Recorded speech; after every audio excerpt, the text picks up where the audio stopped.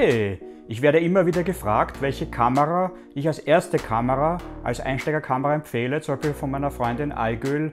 Sie ist dort, aber sie will nicht erkannt werden im Video, deswegen zeige ich euch die Kamera. Ich habe ihr empfohlen die Canon 200D. Es gibt inzwischen die Nachfolgerkamera, die 250D, aber die 200D gibt es sehr günstig am Gebrauchtmarkt als Schnäppchen zu bekommen, weil sie wollte eine Kamera mit mehr Einstellmöglichkeiten als ihr Smartphone.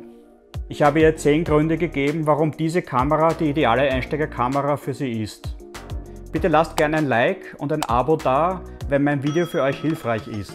Die Anforderungen, die an so eine Kamera im Einsteigerbereich gestellt werden, sind meistens ähnlich. So will Aygül zusammen mit dem Enkel Selfies machen oder wenn sie auf Urlaub in die Türkei fährt, will sie dort Fotos machen.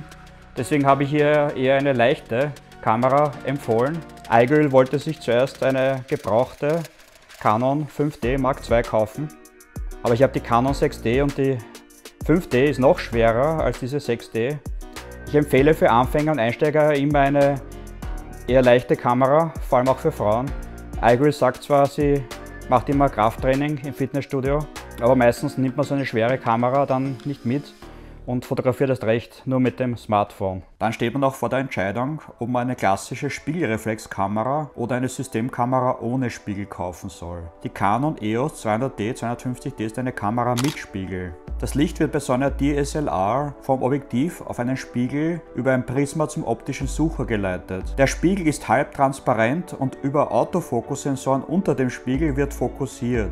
Dieses sehr schnelle Verfahren ist der Hauptvorteil von Spiegelreflexkameras. Bei spiegellosen Systemkameras, wie etwa der teureren Canon M50, ist in der Regel der Autofokus bei wenig Licht weit weniger verlässlich. Preiswerte Kameras mit Spiegel wie die Canon EOS 200D haben nur wenige Fokuspunkte in der Mitte des Suchers. Das heißt, um zu fokussieren, muss man zunächst das gewünschte Motiv in der Mitte des Suchers haben, dann drückt man den Auslöser halb, um zu fokussieren. Erst dann verschiebt man die Kamera, um die gewünschte Komposition zu erzeugen. Drückt man den Auslöser ganz durch, klappt der Spiegel nach oben, das Licht trifft auf den Sensor und das Foto entsteht. Wirkliches Problem ist das nicht, da bei sich bewegenden Motiven sowieso zu wenig Zeit ist, den Fokuspunkt manuell zu verschieben. Auch Profis fotografieren in der Regel so. Außerdem hat man bei Spiegelreflexkameras noch die Möglichkeit, über den Bildschirm zu fotografieren. Und dann kann man den Fokuspunkt sowieso frei verschieben, zum Beispiel für Landschaftsaufnahmen. Bei der EOS 200D geht das Fokussieren über die Methode auch sehr schnell, da die Kamera Dual Pixel Autofokus hat. Aygül wollte nicht gleich zu viel ausgeben. Spiegelreflexkameras und vor allem dazu passende Objektive sind preiswerter. Sie kann damit das Fotografieren besser lernen. Es gibt viel mehr Angebote am Gebrauchtmarkt für Objektive von Canon und man hat einen hohen Wiederverkaufswert.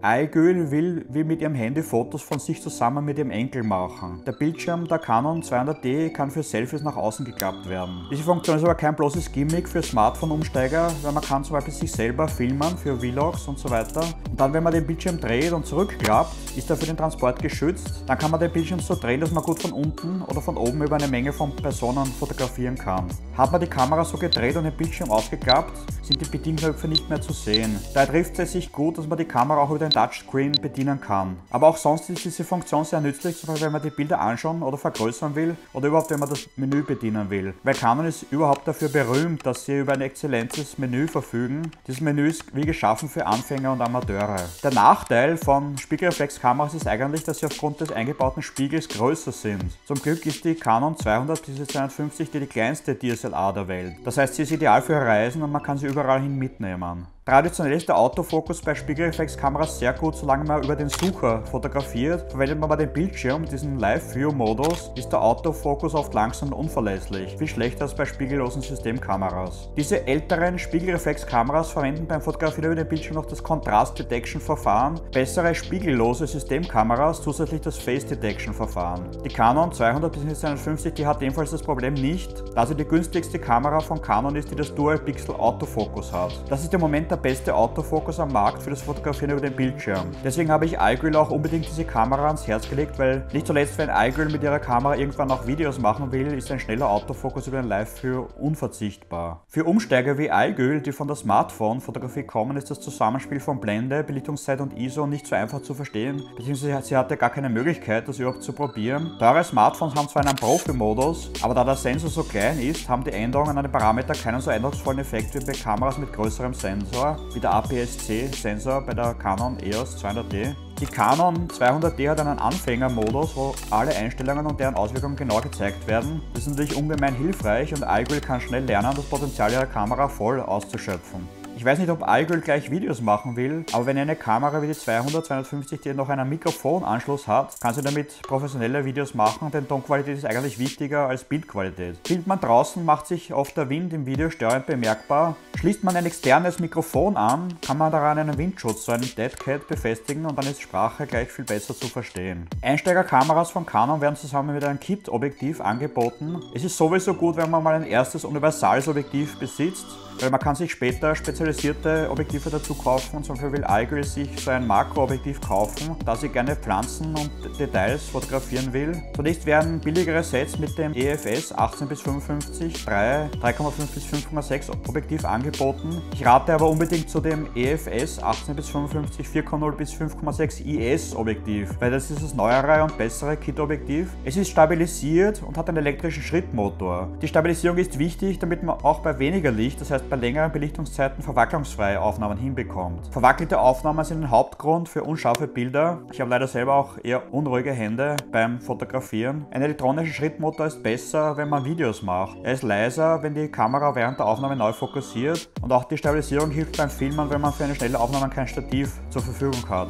iGrill will ihre Fotos größer ausdrucken können und da sind die 24 Megapixel dieser Kamera ideal. Die billigere Canon 4000D verfügt zum Beispiel nur über 18 Megapixel, deswegen würde ich diese Kamera dann nur für absolute Anfänger empfehlen. Bei der Canon 2000 bzw. 4000D kann man nur bis ISO 6400 fotografieren, aber oft will man bei wenig Licht fotografieren und bei der Canon 250D geht der ISO-Bereich bis 25600. Das heißt natürlich nicht, dass die Ergebnisse bei hohen ISO-Werten auch gut aussehen. Oft gehen dann Farben verloren und das Bild wird sehr verrauscht. Ich empfehle daher bei sehr wenig Licht einen Blitz zu verwenden. Diese Kamera hat einen eingebauten. Oder wenn man zu Hause ein Fotostudio einrichtet, kann man in ein Beleuchtungsset investieren. Ich möchte mich bei dieser Gelegenheit auch als großer Canon-Fan outen, zumindest was die Fotografie betrifft, weil die Canon-Kameras machen Bilder mit den schönsten Farben. Menschen haben dann natürliche Hauttöne. Da ich gern Porträts fotografiere, ist mir das wichtig, und da auch iGrill ihre Enkel fotografieren will, ist das für sie von Bedeutung. Der große Vorteil von Spiegelreflexkameras gegenüber Smartphone ist, dass man das Objektiv wechseln kann. Leider gelangt dadurch oft Staub auf den Sensor, aber das passiert eher bei spiegellosen Systemkameras, da der Sensor weiter vorne ist. Bei Kameras mit Spiegel liegt zusätzlich noch der Spiegel vor dem Sensor. Trotzdem ist es gut, wenn die Kamera den Sensor automatisch reinigt, über Ultraschall zum Beispiel, und diese Kamera verfügt im Gegensatz zu billigeren Kameras über dieses Merkmal. Bei billigeren Kameras kann man sich nur über einen Rocket Airblower helfen. Übrigens mag ich deswegen keine Kompaktkameras. Abgesehen vom kleineren Sensor, der nicht viel größer als bei einem Smartphone ist, kann man das Objektiv nicht wechseln. Mit der Zeit wird über den Zoom-Mechanismus Staub in die Kamera gesaugt. Eigentlich muss man diese Kameras dann irgendwann wegwerfen, wenn man nicht permanent kleine Punkte auf seinen Fotos wegretuschieren will. Die Canon 200D bzw. 250D ist die ideale Kamera für iGrill, um bessere Fotos zu machen als mit dem Smartphone.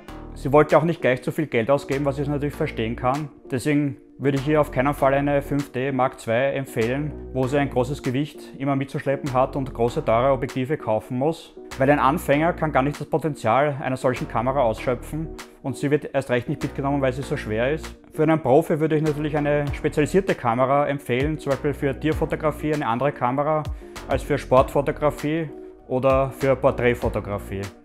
Ich werde alle Produkte unten in der Videobeschreibung für euch verlinken. Ich hoffe, mein Review war für euch hilfreich. Wenn ja, lasst bitte ein Like und ein Abo da. Bis nächstes Mal. Tschüss.